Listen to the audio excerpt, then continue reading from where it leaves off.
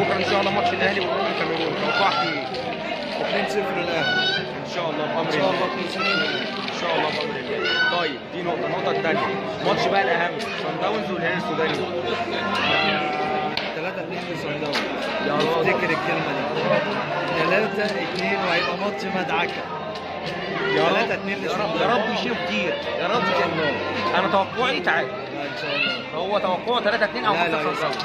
لا لا يصعب. ان شاء الله بامر الله. هو توقعه مكسب وانا توقعي تعادل، وهنشوف لا لا يصعب.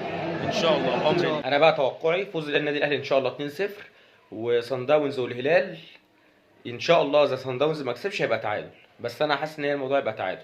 انما ان شاء الله النهارده باذن الله النادي الاهلي يكسب 2-0 بامر الله. المباراه بعنوان يا رجاله لو ما كسبتوش ما ترجعوش، عشان حتى هنجري ورا الطياره بالطوبه، هيبقى ليله زرقاء يعني.